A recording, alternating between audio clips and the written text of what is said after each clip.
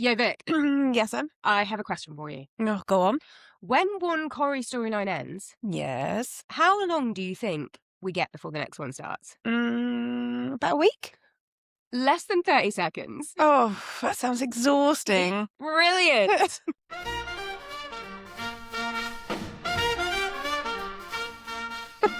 Hello and welcome back to Why Won't You Watch Corrie, the podcast where I, Emily, tried to convince my sister Vic to watch Coronation Street. I started watching in January, and what began as a casual experiment has somehow become a full-time lifestyle trait. That I can confirm. And this week is a very Corrie week. What is that supposed to mean? Well, we've wrapped up one storyline. Only to immediately begin another? Indeed. God, no breathing space. Absolutely not. The residents of Weatherfield don't get time for breathing space, Vic. Or apparently a quiet week. Never. So while there may have been one massive headline-grabbing moment this week, there's also plenty of other things to discuss. The stories, The stats report, the Behind the Cobbles, the awards, and inevitably another attempt to move me up that Corrie Conversion Scale. one day it will happen. Don't get too ahead of yourself. So, whether you're fully converted, Corrie-curious, or just wondering how one street can fit this much drama into a single week, I am none of these. let's get into it. This week on Corrie.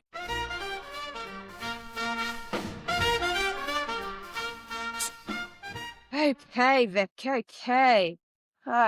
Do I need a brew for this? Am I settling in? You're settling in. We've got our brews. Okay, Vic, here we are, and this week we're together. We are. And if anyone saw our TikTok post this week, you'll know that I'm hungover. Vic's hungover. I'm actually surprisingly not hungover. I feel fine. We'll judge that after all the talking you do. Okay, Vic, let's jump straight on into it. Yep. Okay, we've got an update from Ice Woman 1887. Excellent. Let's go there. She is really good at keeping us updated on Honestly, what's going on. I'm so grateful for Ice Woman 1887. She wins. She wins. I don't know what she can win an award. She wins an award. Next week, because I haven't thought about what it's going to be called. So next week she can win an award. Listener of the week. Oh yeah. Okay, fine, Vic. And the winner of Listener of the Week goes to us from 1887. Okay, so last week I made a comment about Nina and Asher, and I said that there's some history there. So Summer's friends, right? Painting the flat. Oh, yeah. Asher decides she wants to live there. Nina says, I'll move with you. And everyone's like, exactly the right thing. I remember. It's all coming back to me. So they do have a romantic, and I said, I think they were in a relationship. I wasn't sure.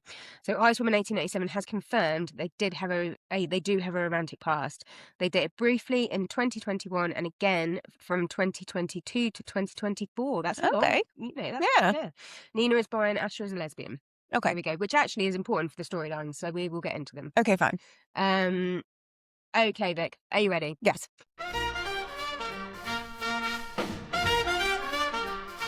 Storyline one of the week. Yeah, let me know. So this was a big week for Will.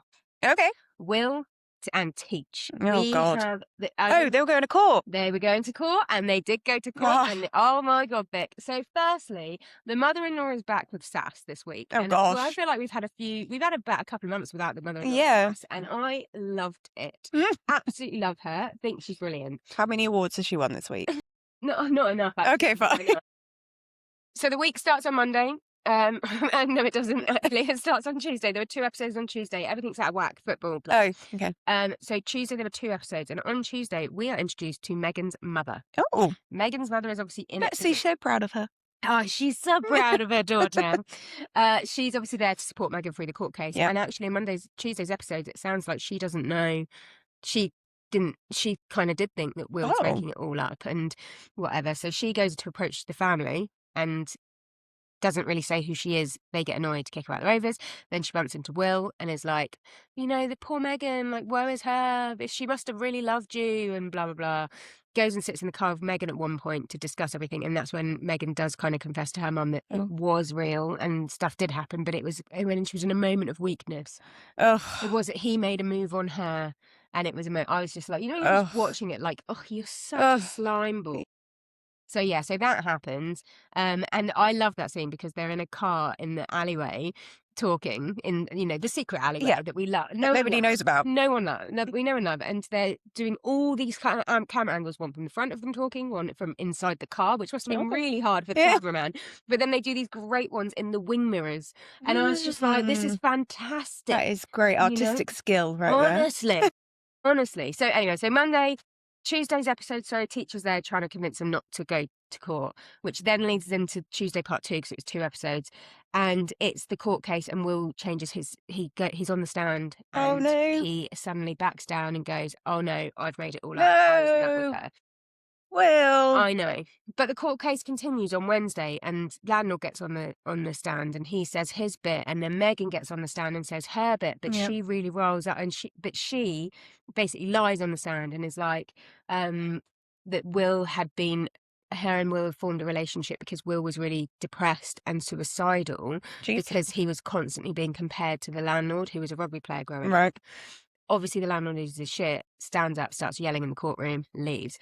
So gets kicked out, goes back to the Rover, speaks to Will, and is like, "Mate, like, where are you? Like, are you okay? Like, I didn't know. I feel awful," which obviously then upset Will because it wasn't true. And he can see what's happening to the family. Will then obviously goes and has a little heart-to-heart with Tim, who has been there for him through and through. And Tim manages to convince him, or we don't actually see that conversation, but at the end, after that conversation, Will's decided he wants to go back on the stand if he's allowed to. Which he is. And the Thursday or the Wednesday, I've lost track of the week. But we'll say the Thursday, Will goes back on the stand, says exactly how it is, stands by his convictions. It was a sexual relationship. It wasn't, he was groomed, he was abused, not appropriate. And by the Friday, the jury's in, she's found guilty on all charges and gets sentenced to 5 years in prison. There is some justice. There is some justice in Corrie, and I tell you what, I applauded. As soon as they said, I wasn't expecting the sentence to happen straight away. I'm glad it did. But as soon as it did. Instant gratification. And in 2026, that's what we need. When they've taken this long to solve the murder, this is what we needed.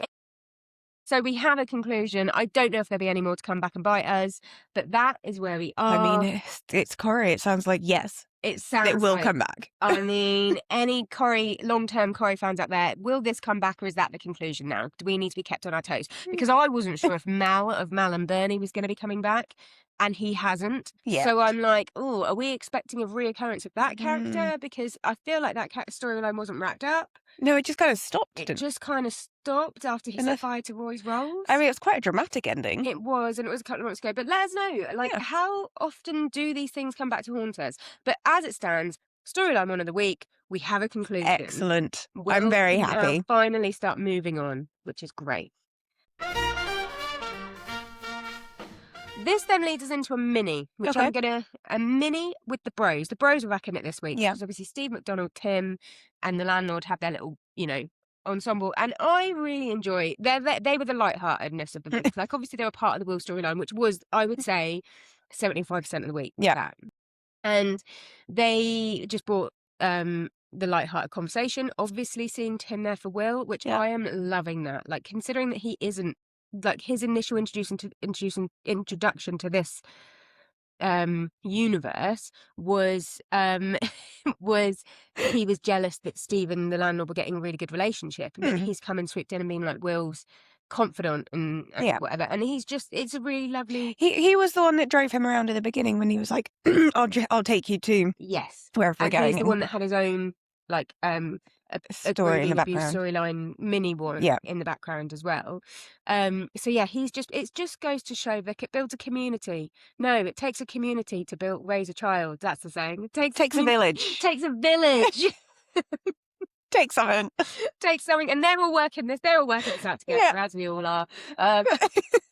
Anyway, my favourite things with the bros this week was, at one point, Tim said to, or one of the bros said to the other bro, I can't remember which one, if you could only eat food from one country for the rest of your life, which one would it be? And I would like to open the floor for discussion. Oh, it's quite an interesting debate to be had. I know. I can't wait till I'm next drunk and can discuss it. Yeah, fair.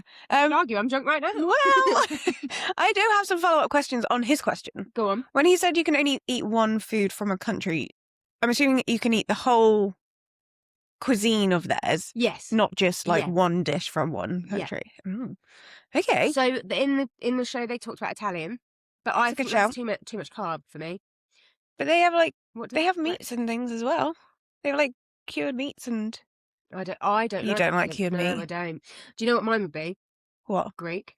Greek's a good shout. But what do Greek have for breakfast? I feel like they'd have watermelon. If you're Greek, then what's your breakfast item? Yeah. What's your breakfast of choice that's authentically Greek? But also, breakfast was invented by like advertising companies. We don't necessarily have to have it. So we don't need breakfast. That's a whole other podcast conversation. That is probably not. It could take us down a whole rabbit hole of food here that we don't need to go on it. I've researched food a lot. For no reason other than my own interest.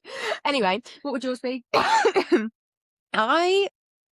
And mainly because I've been there and I enjoyed the food when I was there. It might be India. Interesting. And I know that sounds really rogue because you're like curries every day, like that's a bit much. But they have other things. It's not all curry. Okay, cool. So that's interesting. Yeah. Indian. So that was one of their conversation topics this week. The other one that turned around and said he was sat there pondering life. Yep, as you do. One of them goes, "What are you thinking about?" And he goes, "I'm thinking about the fact that you've got Don Warrington and Don Cheadle, and they're both called Don, and their surnames are both places in the northwest, or northwest of England." And I was like, "Wow!"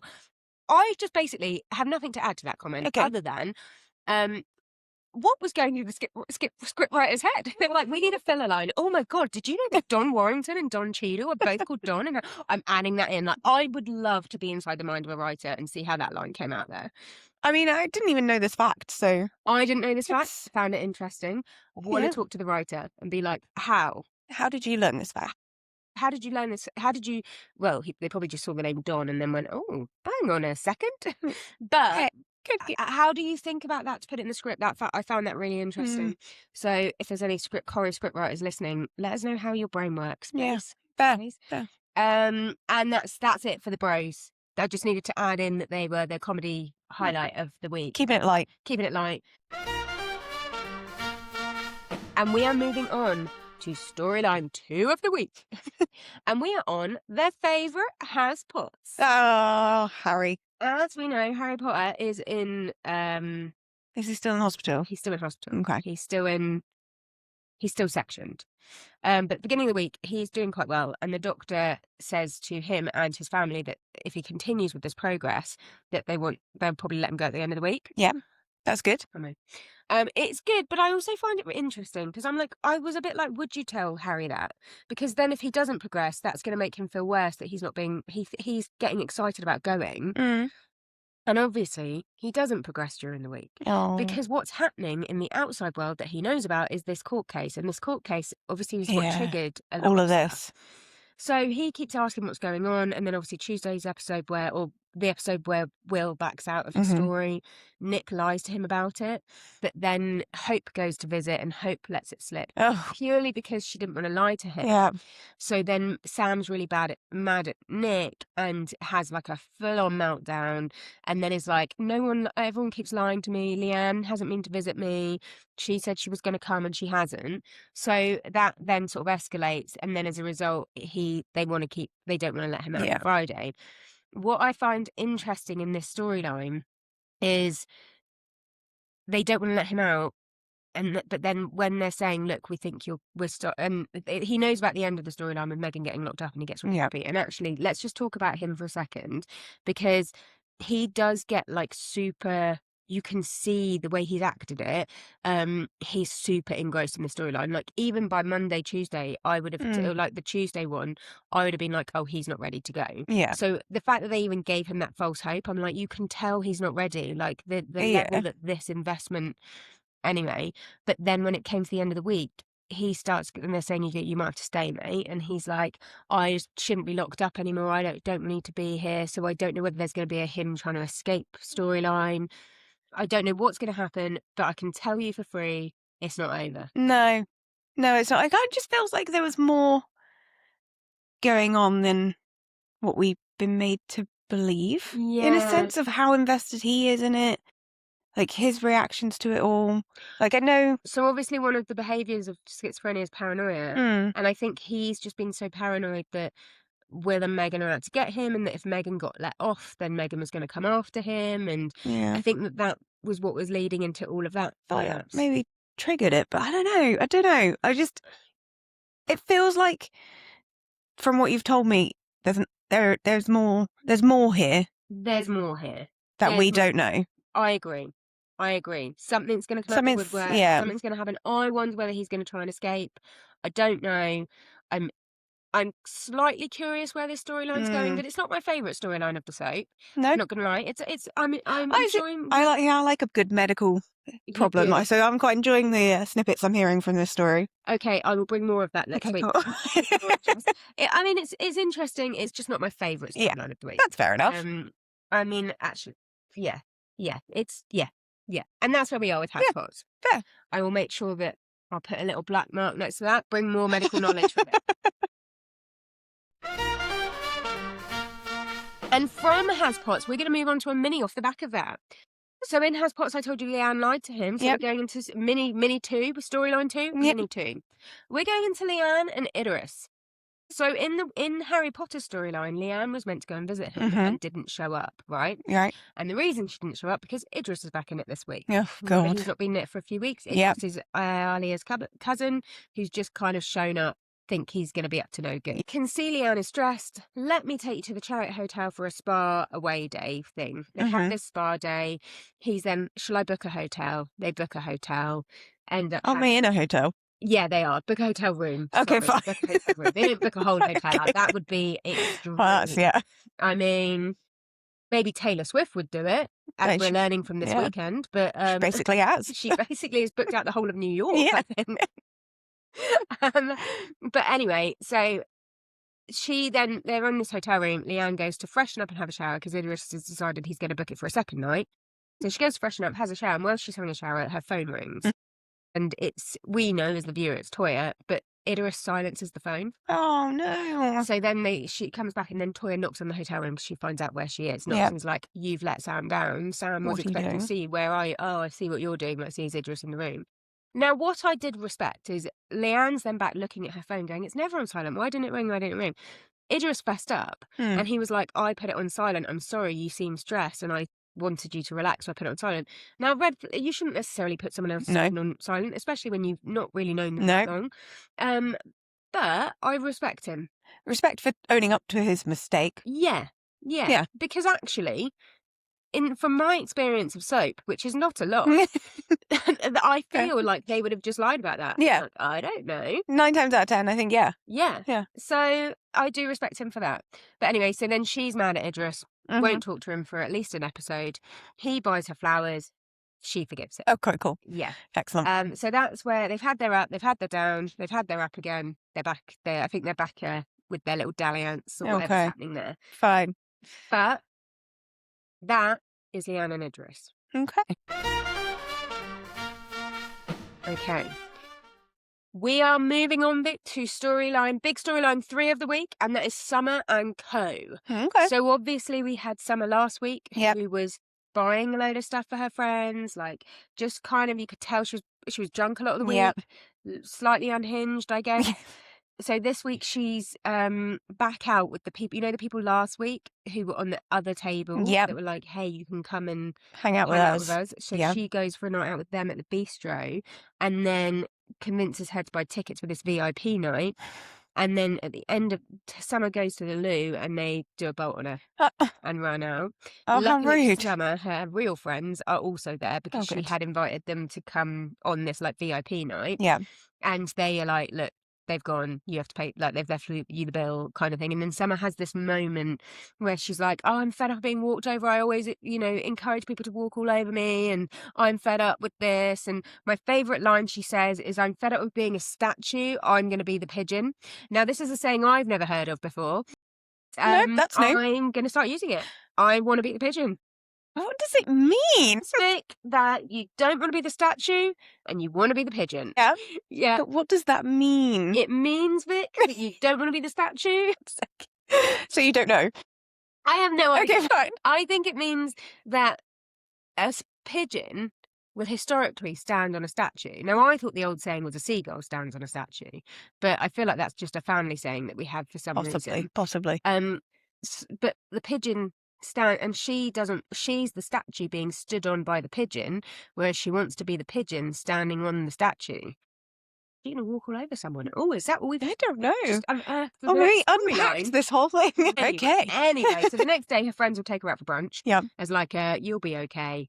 Pay for our brunch. Pay for our brunch. No. They go for brunch. Mary Taylor joins them. Of course. They've got this like middle, like, Lazy Susan full of breaded stuff. Nice. And Mary Taylor just runs over and goes, "Oh, can I join you?" Sits down and starts taking the food off the table. I was Sure. like, brilliant, Mary Taylor. Like, why not? That's how to get your food when you want it. Exactly. So, but then whilst they're at this brunch, a colleague of Asher's walks in. Okay. And she's meant to be there on a date. And then at one point she's like, "Oh, she didn't show up." So then Ash, all of the Summer and co are like, go and join her. I think you should join her. So then Asher goes and joins her. Right. So I think this might be an evolving relationship. Yep. Will it make it awkward now that Asher and Nina live together because of their history? But then that was Probably. in 2024, we now know. Well, so maybe they'll be fine with it, but I don't know. I feel like it seems like it's going to be awkward. I feel like also annoyingly, I found out this week that one of those characters is leaving the soap. So now I'm like, beginning of the end. Yeah, and I kind of, I love a spoiler generally, but I'm not loving them with Corrie because they're not spoilers in. Well, no, they are spoilers. They're exactly what spoilers are. Yeah. They tell you what happens. I was going to say they're not storylines; they just tell you the whole story. But that is what a spoiler is. Yep. But now I know that Nina's leaving, I'm like, oh, is this house situation going to blow up? Yeah. Is she going to be like, do you know what? I need to go. I don't know what's and where's she going to go? Where's she going to go? In real life, she's appearing as Clarence Starling on the play version of Silence of the Lambs, which I quite want to see, actually. Side note. Yep. But I think I don't know where it is. Anyway.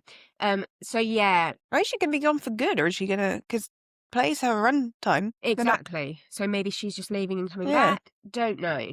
But yeah, so that's the main thing. What I would say at brunch, another question I want to bring to the table this week is whilst Mary Taylor's at lunch, she's drinking grapefruit juice. And she goes, "Oh, grapefruit juice. This is something I'd never have at home." And it got me thinking, what do you only ever order out? Like, I would never have steak at home because I can't cook it. Yeah, no, I would. I can cook it. Well done you. Thank you. I don't know. Yeah, I know. Interesting. If I liked seafood, I'd probably be like the lobsters and things like that. You would only ever order out. You won't cook those at home. Yeah. But I don't. I think it is like bougie juices. Like I'd never had pineapple juice at home. No. Never. What the hell are you going to do with a whole carton of pineapple juice? Exactly. But I would drink pineapple juice as part of a cocktail. Yeah. So you have cocktails out. Or if I was out and they had pineapple juice on the menu, I'd probably go, "Oh, okay, I'll have a glass of pineapple juice." Have a sip and be like, "Oh, I don't like it." Oh, I'm definitely allergic. So that was one question I had. We can think about that. We can come back to that later. And and then the Asher and I think this is going to be storyline with Nina. So I think this is a watch this space. Yeah. I actually think this week was very much a watch this. There's a lot of storylines brewing this week. Okay, next storyline of the week, Vic, is this is our final big storyline of the week, and it is big. Oh, God. And this is Platters and the Sister. Okay. Okay. As in Sarah Platt, or Sarah Platt. As in murderer that we now know. As in killer of Theo. Yes. Cool. Mother at 13, killer at 40. I actually don't know how old she's meant to be. I'm going 40 because I feel like in real life she's about my age. Sure.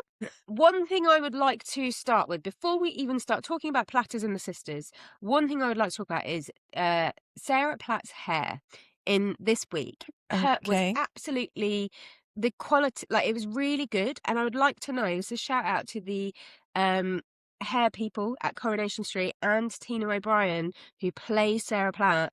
What products are you using, please? Because your hair looked bad this week. And mine doesn't. So what we're using, what's happening, let me know. Thanks. Anyway, moving on. So last week, as we know, Platters got very drunk. Platters ended up back at the Platt family household. Yep. And Sister made that comment about the barking dog. Yep.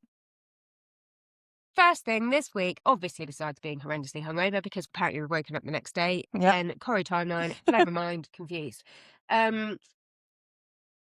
Sarah Platt goes to talk to the sister. Oh, God. As she stood outside the Platt household, Lisa Swain rocks up. Yep. So Lisa Connor Swain is like, hey, Sarah, can we have a chat? So she wants to chat to her about... the fact that she killed Theo? No. No? Okay. She wants to chat to her about her attack. Okay, fine. So the reason why, she's like, we will quite often follow up after the event because it might be that's more, especially with a brain injury, it might be that more things come to light. We just want to run over your story. Just see if you've got any more information that you didn't have before. Sister invites her into the house. Makes her a brew. They have a conversation. Sister is quite rude to Lisa quite a few times, and it's just like, oh, why are you interrogating? Yeah. Why are you interrogating her? So she's not interrogating her. She's simply asking her. She's kind of doing her job. Exactly.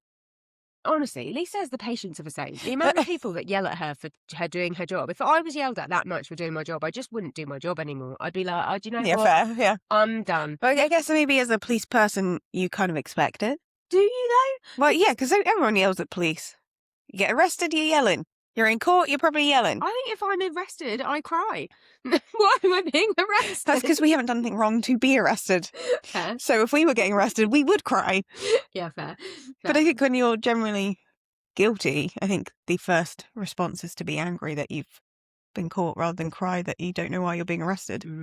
Okay, well, I would assume. I don't know. No, I don't know either. Having never been arrested. No. So. No, and I've never seen anyone be arrested either. So in real life. Yeah. Okay. Food for thought. Yeah. Anyway, so basically what it means though is that sister is in the room whilst Lisa is asking Sarah Platt these questions, and Sarah Platt Lisa goes, what time are you here? Sarah Platt says 9:10. Are you sure? I know it was 9:10 because the dog was barking and it was just after the fireworks had gone off for their wedding. Yeah. Lisa leaves. Sister, Sarah Platters then speaks to sister and goes, hey mate, I know you hit me over the head. Like, it was you. I'm going to tell the police. Sister goes, no you won't, because I didn't hit you at 9:10. I hit you at 9:30. So she didn't say hit. She has never actually said she hits her. You know, I hit you at 9:30. So what are you hiding? Why did you change your time? So sister puts two and two together and works out that perhaps maybe Sarah had something to do with Theo's murder. So there's this very fun little dance that these two are playing here. Like, they've both got something on the other, but who's going to cave first, I guess. Now, the box is talked about. Sarah Platt says, because I was looking in your box. Sarah Platt says, because I was looking in your box. And the sister says something about, do you know what was in there? And she was like, no, I can't remember what was in there. So the box came up, which was fun that was mentioned. Also through the week, David notices that the tension between those two and talks to Kit about the tension between those two, because obviously he sees them at one point they're being like chummy and then another point where they're being less chummy and he's like, something's happening there. So there is definitely a big bubbling of things happening with this storyline. Now, if it was me and I was Sarah Platt, I'm like, is she going to because she could pin it on Jodie and say, actually, I was hitting 9:30, but she's going around hitting people on the head. Maybe she hit Theo. Very true. So I wonder whether... I'd be like, where was she before? She came and hit me on the head. So is she going to set up sister for it? There is one point where Platters talks to Gary, and Gary again is like, just go and weigh, basically. Leave me alone. So yes, this is the first time where I've been a bit more interested in the sister storyline. Yeah. Because it's intertwined. It's growing. There's something happening. It's intertwined with Theo and Platters, and I am finally interested in what is going to happen to her sister. I have one note. Yes. Who, when you are bashing somebody over the head, goes, oh, it's 9:30. Make a note of that. Okay. I'll remember that time. Yeah. That's very specific times. So remember 9:10 to 9:30, like that. Yeah. It's weird. Exactly. And also, I wouldn't necessarily go, well, you're hiding something, because I'd be like, the 20-minute difference, maybe they just didn't realise there was a 20-minute difference. So yes, I agree with you on that. Also, brain injury. Exactly. I would be like, oh, maybe it was 9:30. I don't know. Exactly. I got hit on the head, remember? Anyway, let's quickly run through others. So we've got some other storylines that I think are bubbling. There's two. There's Tyrone and Fizz were in it this week for all of 5 minutes. It was enough, clearly. It was enough because Hope, who's we know this. Hope is Fizz's daughter. Abby is Tyrone's daughter. Yeah.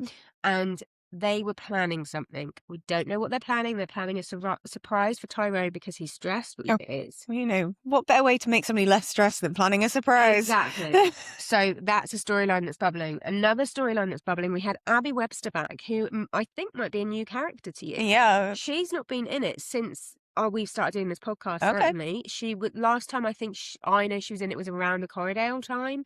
She was intertwined with, she was with Kevin Webster, who's Debster's brother. Yep. But she left him for Big Bad Baldy.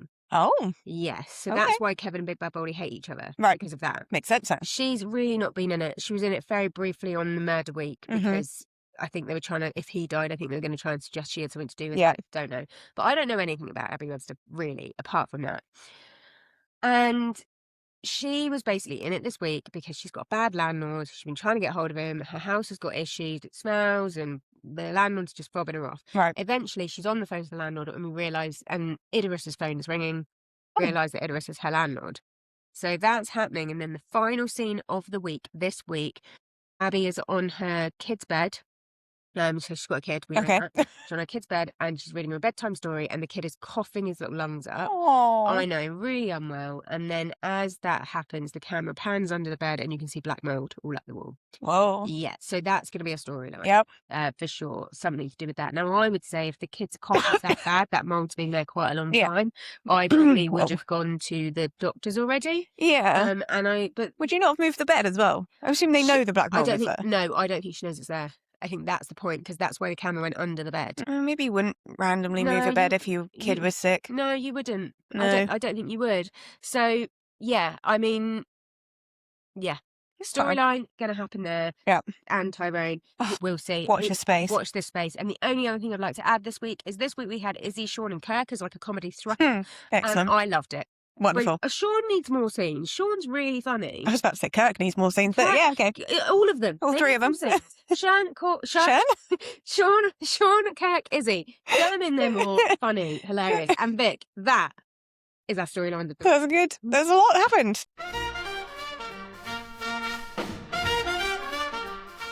Okay, Vic, we are moving on to our Coronation Street stats report. This is the numbers of the week, and after last week's dizzy heights, are we going to reach them again? That is the question. I mean, you may be correct. Flaming, we had a 1. Yep. Meaningful stares, 1. Convos that happen in public that should have happened at home, on for a 5. Yep. Arguments and stormouts, we've got 10. Fancy a brew, we've got 1.5. 1 was offered, 1 was given. Gasps, 3. Moments I yelled at the TV, what are you doing? 3. Suspicious behaviour, 4. Villain activity, 1. Okay. Don't be daft, we're on for a 1.5 this week. What, somebody just start saying it and then stop? 1, don't be daft. But after last week's dizzy heights, I was like, can I count the word daft anymore? So I've counted it as 0.5. Yeah, okay, so fine. 1.5, 1 don't be daft, 1 daft. And Vic, as always, the one I like to leave to laughs of the week, 35. Wowzers. It has been a funny week. Were they all Izzy, Sean and Kirk? Pretty much. No. And the bros. And the bros. Okay, fine. And that is our Coronation Street stats To be fair, they're pretty good stats considering sounds like most of the week's been a trial. I It's agree. not bad. Great stats. It was Flaming and it was Eva who did Flaming and Don't Be Daft. No. So she's in my good books. She's stepping it up. She's stepping it up.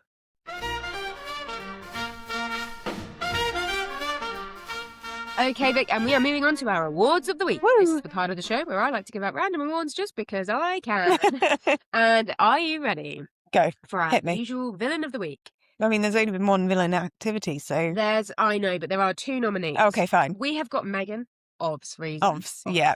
We've also got Ollie, the grandson, the mother-in-law Okay. storyline. And the reason is because at one point, he turned around to Will and he said, as an insult... He said, are you wearing that? You look like an accountant. And Personal offence? Personal offence to that. Yeah. So he is in the villain category, but he's not one at this Okay. week. It is Megan. Megan is at home of the week, hopefully for the final time. Doubtful. Yeah. And with all good villains, all good villains need a minion. So this week we have an award for Minion of the Week, and that goes to Megan's mum, who was using her... What did the mum say at the end of the trial? She didn't really. She just meaningfully stared. Okay, fine. Meaningfully stared. Yep. Yeah. But obviously the mother was going around and trying to sway people and kind of worked with Yeah. Will. So as a result, the mother wins Minion of the Week. Fair. Good work. Get her a little yellow outfit with a jumpsuit. I mean, if I can work out how to do it, I might do a little social media post. MVP of the week. We have got Summer's friends. Yep. We've got Leanne, because she is a great stepmom. She's a great. The one who stepmom. didn't turn up to see Will. Okay, yeah, good point. Why did I put her in MVP? I think she turned good by the end of the week. Okay. She's in there. Okay. We got Tim and we got mother-in-law. Right. And the MVP of the week goes to Tim. Okay. I was going to go to mother-in-law for a second. No, mother-in-law was great with her like sassy comments, but Tim is just solid. Yeah. Like he seems like a good person. He's a good person. He's the one that got Will back. Yeah. He's the one that actually, if it wasn't for Tim, I'm not convinced Megan would have gone away. No. So Tim gets MVP of the week. Well deserved. We have an ick of the week. This week goes to Idris for turning around and saying, someone said, "What's the catch?" And he went, "I am." Oh my God. Cringe. Oh. Ick of the week, Idris for Yeah. saying, "I am." Fair. And comedy moment of the week. We have got 3, obviously, as we know. It's been a highly comical week. It has. We've got David Platt talking to Kit. Now, you won't know this because you don't watch, but there's quite a substantial height difference between Kit and David Platt. Kit's taller. David walks up to him and goes, "How's the weather up there?" Oh. Which I enjoyed greatly. Second one, also David Platt. David Platt walks into the house at one point and sister and Platters are having a chat, but they've left the back gate and the back door open and the dogs run out. And David Idiots. walks in, and the dog's called David, I should say. Okay, that's not confusing at all. David Platt walks in and goes, "You've left the back gate and the back door open. Where's David? He better be upset." And then he runs up the stairs. He goes, "David, sweetheart." So good. And then the third one is Mary Taylor just joining the brunch gang, because I love Mary Taylor. Mary Taylor always gets a nomination. Will always get a nomination when she's in it. But this... I mean, 9 times out of 10 she always wins too. That's true, but I'm going to let you pick the comedy moment of the week this week. I might have to go with the dog being called David. I think it's stupid. Don't call your dog after yourself. Why not? There's no rule to this. It's just stupid. I say so. Okay, fine. So David Platt and David the dog win comedy moment of the week. Yeah. Did they find the dog? Yes. Okay, fine. Yeah, everything was all okay. Oh, good. And then we've got an insult of the week. Oh. And we have got 2 insults of the week. Number 1 is Ollie turning around to Will and saying, "Is that what you're wearing? You look like an accountant." Yep. I am so... Look at my unimpressed face. I'm so unimpressed by this. But true though, isn't it? We need to change the stigma about accountants. They are You're not like a typical accountant though. You're like a fun accountant. Thanks, Vic. You are. Anyway, and the other insult of the week is, "If I still had my allotment, I'd spread your brains over my radishes. They'd come up lovely." It's a clever insult, and that's why that is winning insult of the week. Okay. Yeah. Okay, Vic, we are moving on to Last Orders. Last Orders is part of the show where we pick somebody to take to the Rovers with us for a drink. And this week we're going with Tim. Okay. Going with Tim Metcalf. What you know so far, tell me your thoughts. Tell me your thoughts, feelings on Tim. I mean, he seems like a pretty solid bloke. I think he's good to give advice if you've got issues. And you want some sound, not overly emotional advice. Yeah. Yeah, that's my opinion. generally it. Same. Decent guy. He obviously is with Sally. Yeah. They've obviously got Lou's kids living with them. So, they've taken in these 3 kids. I don't know the link between them and Lou, but they've taken in these 3 kids, which is lovely. They do have a highly sexual relationship, her and Sally, which is... Her and Sally. Him and Sally, which is interesting. Not interesting at all. Like, yay for them. Yeah, go for it. There is the fear that if you're having a drink with Tim, that Sally would come in and demand that he left for some alone time. But she's a woman who knows what she wants. And fair play to her. Yeah. So let's go through the all-important rating. Yeah. Small talkability. I think it'll be pretty good. Pretty high. 100%. He's also a taxi driver. Oh, then high. Yeah, high. I think we give him a 5. Yeah. In fact, honestly, I'm going to give him a 10. In fact, there's nothing worse than getting in a taxi with a chatty guy. That's true, but I feel like his chat would be okay. Yeah. Let's give him a 5 out of 5. Yeah. Drama risk. It doesn't seem I don't think like he's bringing the drama. No. I don't think there'd actually be that much. No, I think that's quite low. Yeah. Like a 1, if that. I think the worst, I'm going to go 2 because I think the worst thing would be that Sally would get a hump on about something. Okay. So Sally's the drama. Sally might come in and have a little go at him, but it'd be like a playful drama. Yeah. But there might be a little bit of a, because as much as they have a very, they've got a passionate relationship in many ways. Okay. Gossip. So I'm going 2. You're going. We'll go 2. 2. We'll do unanimous 2. Gossip value. He's got to know it as a taxi driver. Yeah. He's got to have a lot. Yeah. Will he share though? I think he might, Yeah. I don't think he would overly, but I think he would share an appropriate amount. Okay. That's fine. That's okay. We can work with that. 3? 3. Let's go 3. Yeah. Gossip value. Vibe check. Ding, It's ding, got ding. good vibes. 5. Yeah. 5. 100% great vibes. This guy seems delightful. Second point probability. I'm going to even go to last orders, I think, Tim. I think Tim is making it to last orders. Yeah. I think the only thing that would stop us is what you say, if Sally rocks up. Sally rocks up and needs that man home for some alone time. Exit plan needed. No. Absolutely not. No. Absolutely not. And you've heard it here first, guys. Tim Metcalfe is making it to last orders. Last orders? I don't even know what's happening. Tim Metcalfe is making it to last orders.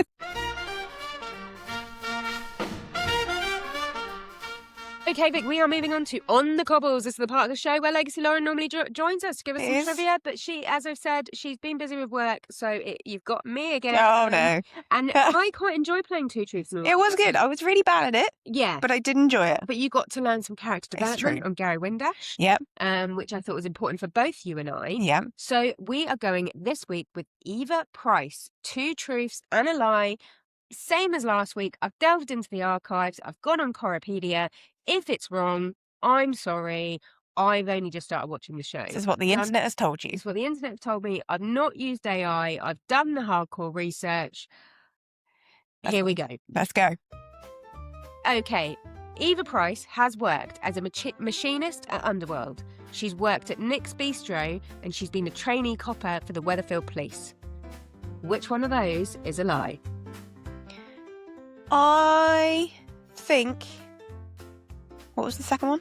A manager at Nick's Bistro. What's Nick's Bistro? Nick, Harry Potter's dad, has a bistro. Okay. Nick's Bistro. Fine. Cool, fine. I would like to see her as the trainee copper, so I'm going to say Nick's Bistro is the lie. She has never been a trainee copper. She should be. I know, I agree. Yeah. I actually think she'd be really good. But they anyway. could use some more. It's only Kit and Lisa. Quickly. They could really use a hand. They might have solved the murder by now. Okay, she has dated Nick Tilsley, Adam Barlow, and Todd Grimshaw. Which one of those is a lie? My first instinct was to go with Nick because I don't actually know who that is. Nick Harry Tilsley. Potter's dad. Oh, that's his last name. Yeah. Okay, fine. That's my. But Nick then Platt. No, not Nick Platt. Nick Tilsley. See, part of me wants to go with him, but then you said she worked in the bistro, so maybe they were dating when they worked at the bistro. So I think that's probably correct. So in actual fact, I'm not going to go that. Okay. Going to go Adam Barlow.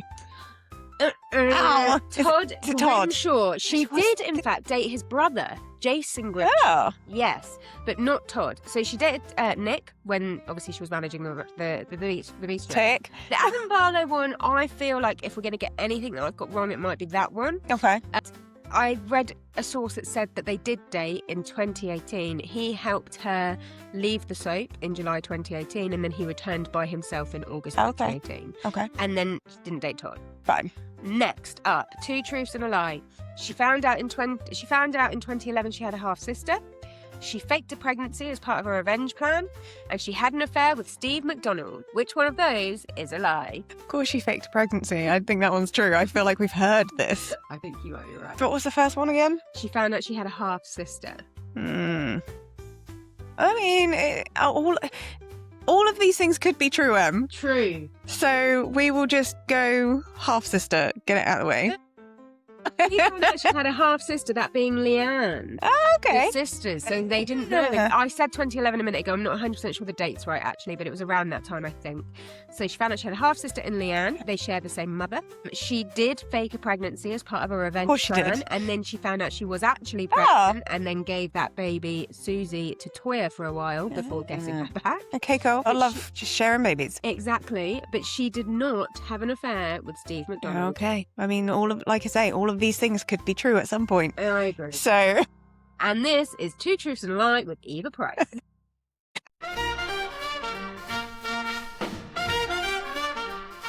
And we are moving on to Behind the Cobbles. And this week on Behind the Cobbles, obviously so Behind the Cobbles is the part of the show, just in case we've got new listeners here, where we talk about facts from behind the scenes, because I'm trying to win Vic over with like a 3-pincered attack. We've got on the show, we've got off the show, and we've got persistence and peer pressure. Yep, that sounds right. Yeah. And this is off the show. So we have brought you Ian McKellen. Yep, that was a good one. We've brought you fake cobbles. We've brought you live episodes. We've brought you origin stories. And last week we brought you the weather. Yep. And this week, Vic, I have brought you some more celebrity facts. So I want to bring you some Corrie alumni. Okay. Because obviously Corrie's been going on for such a long time. Yep. So I'm going to bring you 5 Corrie alumni. There are many. I can imagine. That we can talk about. But I'm going to bring you 5 and see if any of these 5 make you want to watch Corrie. Because they're not in it now. No, but they've been in it. You could be watching Corrie today and somebody in it, you might be like, they might be winning an Oscar. Okay, fine. We might have Oscar winners in here, though. Okay, do we? So Corrie alumni number 1, we've got Michelle Keegan. Oh, yeah. Yeah, so Michelle Keegan was on the Cobbles in 2008. It's Tina McIntyre. She was killed by Carla Connor's brother. You can say killed by Carla Connor then. I was like, whoa, plot twist. Yeah. She was barmaid. She had some dynamic with David Platt. I'm not sure what that was, to be honest. But she was apparently one of Weatherfield's most popular characters. Oh. Some of her storylines was discovering her father had died while trying to protect her. Right. Acting as a surrogate for Gary and Izzy. It was a love triangle with Tommy Duckworth and Peter Barlow. Of course there was. And her dramatic murder in 2014. Yeah.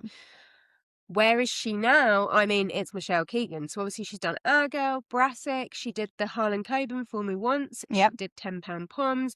She is, I would say, one of the UK's bigger TV actresses. Okay. I would say at this point. Is that a fair deduction? Yeah. Then we've got Sarah Lancashire.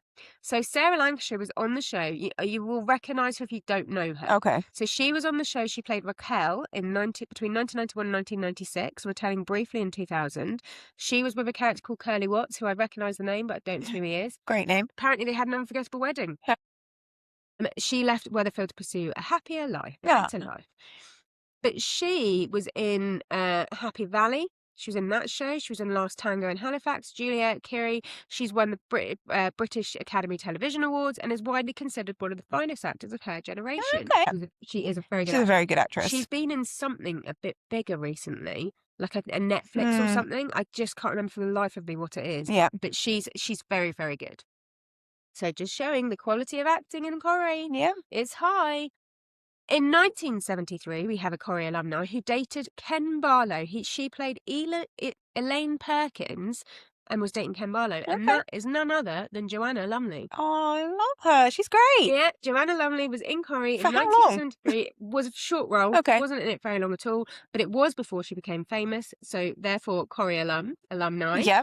And she obviously now was famous, absolutely fabulous. Yep. She's in Wednesday on Netflix. Yep. She's done travel documentaries. She's been in films. She's Joanna fucking Lumley. Yeah, she's been everywhere. I don't even know. I don't need to tell you. No.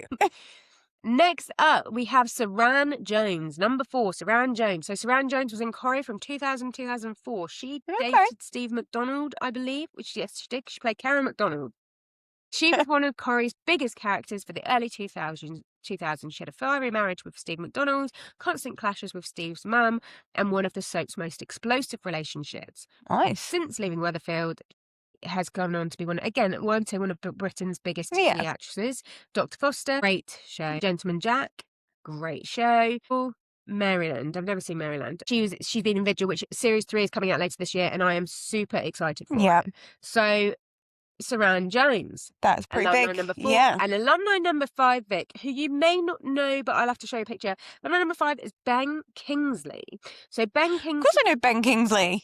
Okay. Sorry. So Ben Kingsley is an Oscar winner.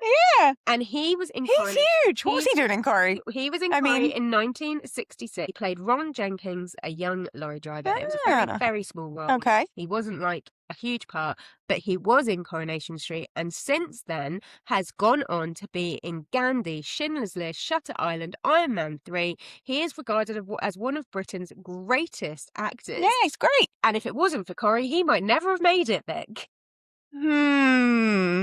That's strong words, but I'll take it. I'll go with that, yeah. So what I'm saying, Vic, is if you start watching Corrie today, you could, when people are like, I discovered them in Corrie, I knew they were going to be huge in Corrie, you could be watching Corrie and there might be a future Oscar winner in it. True. I know who my money's on, but... I mean, my brain instantly went to Harry Potter. Mine's Betsy, actually. I feel like she could be a future Oscar winner. We should not have much of a storyline, but I feel like she's got the oomph, I reckon. Yeah. So, Vic, how do you feel about those facts? How do you feel about the alumni? There's been pretty strong characters there. There's a strong history of actors. I'm impressed. Yeah. Go Corrie for getting these guys on. They were all before they became big. Corrie, why'd you let them go? Corrie, why'd you let them go? Corrie discovered them.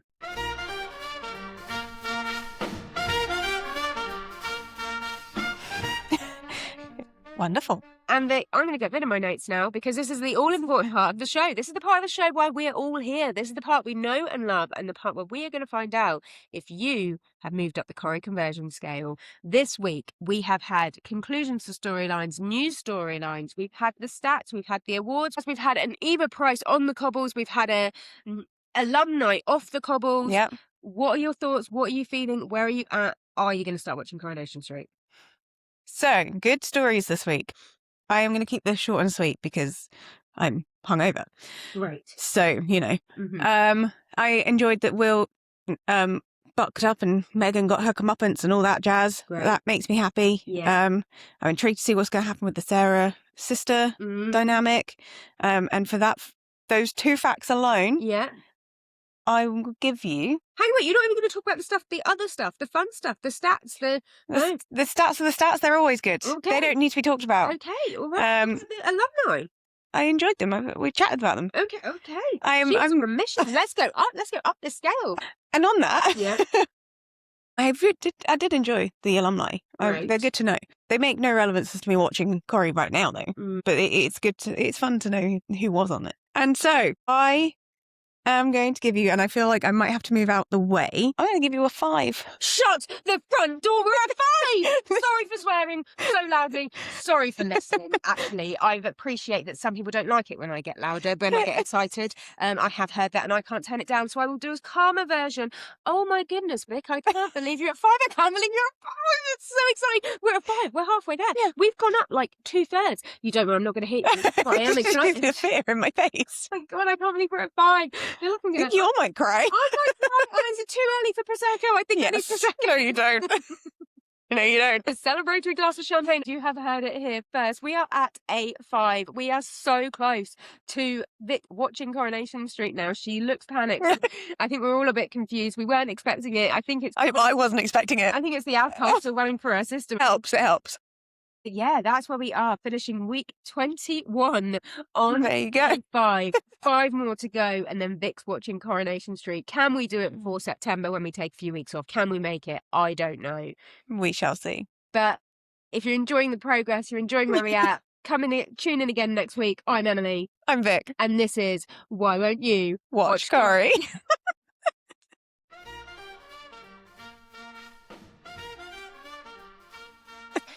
And if you've liked what you've heard this week and want to join in more, come join us on our socials. We're on at Why Won't You Watch on TikTok, Insta, X, but I don't really post on it, Threads, but I definitely never post on it. Come and join us, get those numbers up. I'll be honest, been a bit rubbish at posting the last few weeks. It's been hot, I've been busy, I've been tired. Yep. Life's hard sometimes when you're old. So we'll get back to it at some point, so bear with. But yeah, come and join along. If you contact us, we've got email at whywon'tyouvwatch@gmail.com. Always appreciates the help. I honestly appreciate the help. I appreciate the feedback. I appreciate you getting in touch. It brings me great joy to know that people are listening and enjoying the show. Yeah. But anyway, that's a wrap. There you go. Yeah, time for a fry up. Yeah, sure.